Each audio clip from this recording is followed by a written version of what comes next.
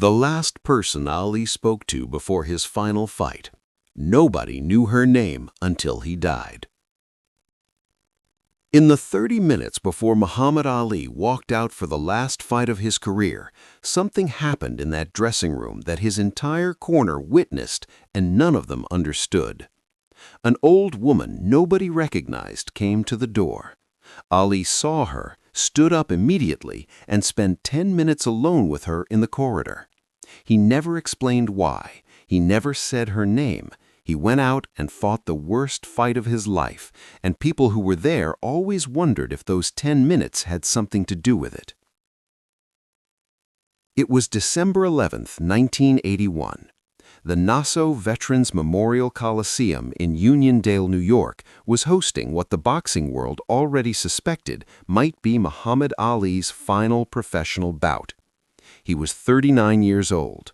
His opponent was Trevor Berbick, a capable heavyweight from Canada who was 12 years younger and considerably fresher.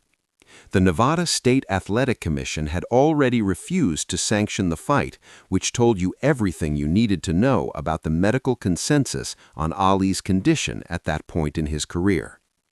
Ali had insisted on fighting anyway. He had always insisted.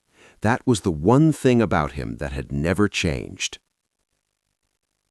The dressing room that night held the people who had been with Ali through the final years of his career.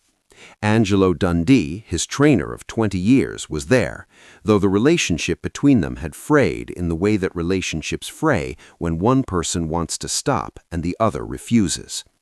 Drew Brown, who Ali called Bundini, was there. Gene Kilroy was there.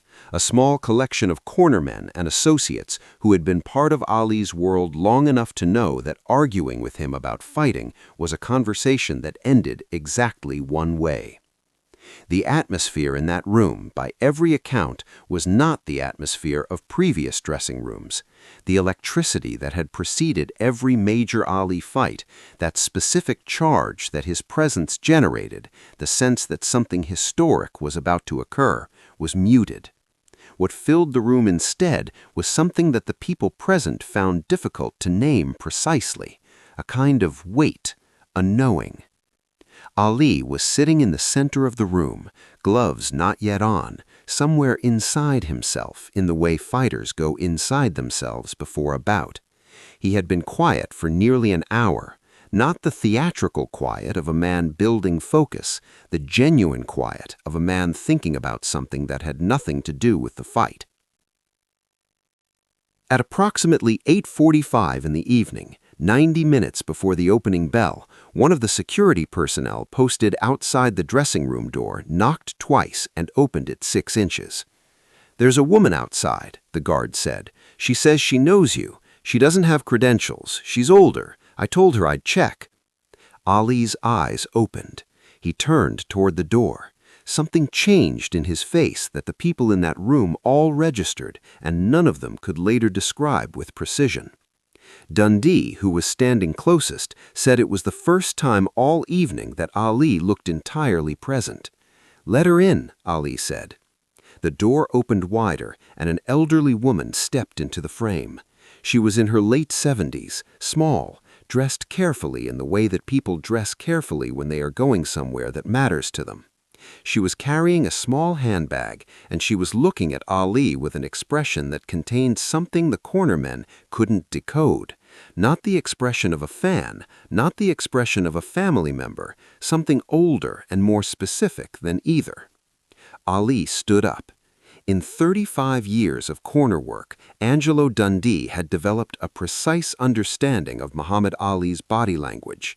He knew what Ali looked like before a fight he was confident about and what he looked like before a fight that worried him.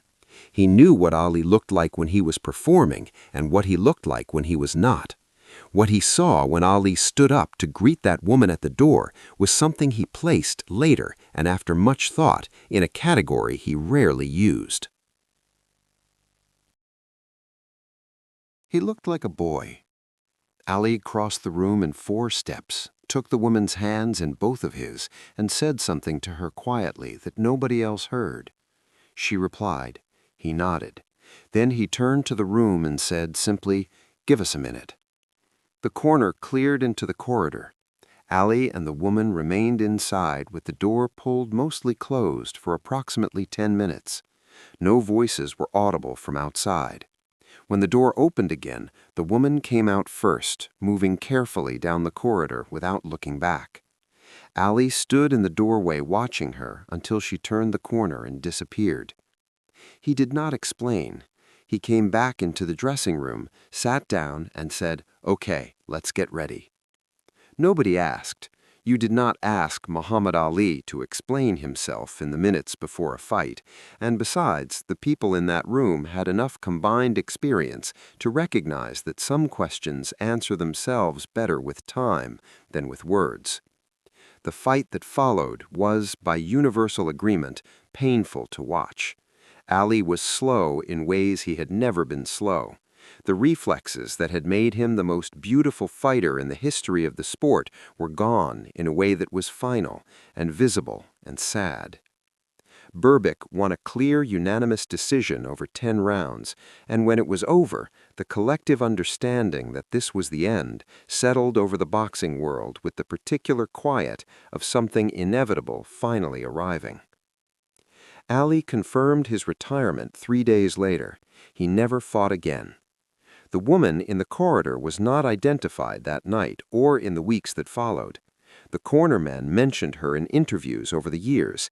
She appeared as a detail in Dundee's accounts, in Kilroy's accounts, in Bundini's accounts, always described the same way and always without a name. She became a minor footnote in the extensive literature around Ali's final fight. The woman nobody knew. The 10-minute conversation that nobody heard. For 35 years, that is where the story stayed. Muhammad Ali died on June 3, 2016. In the weeks that followed his death, his family worked with his personal archive to prepare materials for what would become the Muhammad Ali Center's commemorative collection. Among the items catalogued from Ali's private correspondence was a wooden box he had kept in his study at the family home in Scottsdale, Arizona, a box that his wife Lonnie later described as the one container in the house that Ali had specifically asked never to be opened while he was alive. Inside the box were letters, 41 of them, spanning from 1960 to 1981, all written in the same hand, all signed with the same name, Ruth Elaine Washington. The letters told a story that nobody in Ali's public life had known. Ruth Elaine Washington had been a neighbor in Louisville, Kentucky, when Cassius Clay was 12 years old. She was then in her mid-30s, a school teacher, and she had done something specific for the boy who would become Muhammad Ali at a moment when it mattered enormously. In 1954, Cassius Clay had come home from school with a failing grade in English composition, the subject that Ruth Elaine Washington taught at a different school across the district. His mother, Odessa, had mentioned it to Ruth in passing at a neighborhood gathering. Ruth had appeared at the Clay family door the following Saturday morning with a grammar workbook and the information that she would be available every Saturday for as long as it took. She tutored Cassius Clay in English composition for 2 years, unpaid, uninvited in any formal sense, because she had heard a boy needed help. She wrote that she thought she might come to New York, if that was all right, just to see him before, not to stay, just to see him. At the bottom of the letter, in Ali's handwriting, were 4 words that appeared to be a note to himself or to her. It was impossible to know which. She came. He knew. The 10 minutes in the corridor before the last fight of Muhammad Ali's career were between a 39-year-old man who had spent 30 years becoming the most celebrated athlete in human history and the woman who had sat with him on Saturday mornings in a Louisville kitchen when he was 12 years old and couldn't write a sentence. What passed between them in those 10 minutes, nobody will ever know.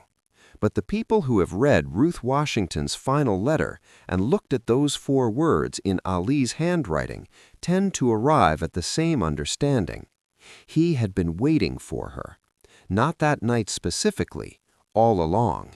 carrying her with him through everything: the titles, the exile, the comeback, the decline, the ending.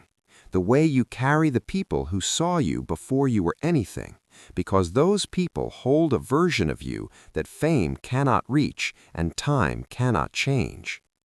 She came to see him one last time before it was over, and he stood up, the way you stand up for someone who knew you when standing up was all you had.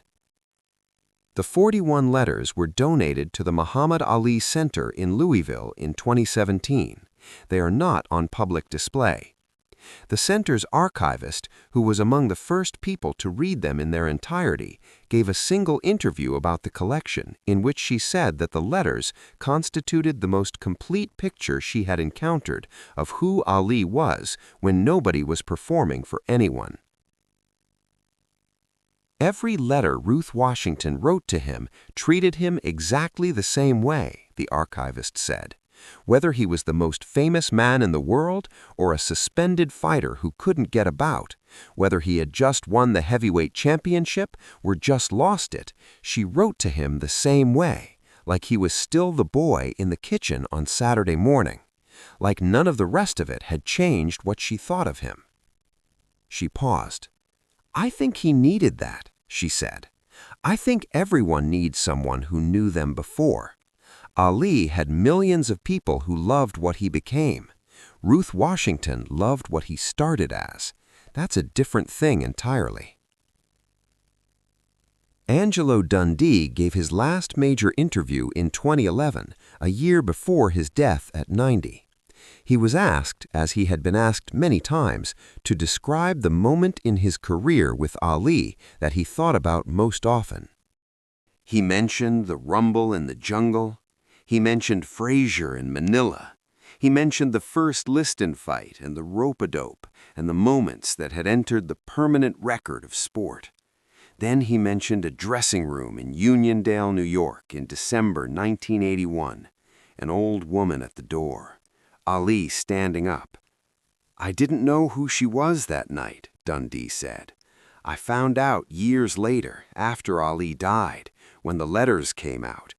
And when I found out, I understood something about that fight that I had never understood before." He stopped for a moment. "Ali didn't lose that fight because he was too old," Dundee said quietly. "He had already finished what he came to do. She came to see him before it was over. He saw her. After that, the fight was just the fight." He looked out the window for a moment before continuing. "The real last fight of Muhammad Ali's career," Dundee said, "happened in that corridor, and he won it." If this story moved you, make sure to subscribe and share it with someone who needs to be reminded today that the people who believed in you before you were anything are the ones worth carrying. Have you ever had someone show up for you at exactly the right moment? Tell us in the comments below, and ring that notification bell for more stories about the humanity behind the greatest legends in history.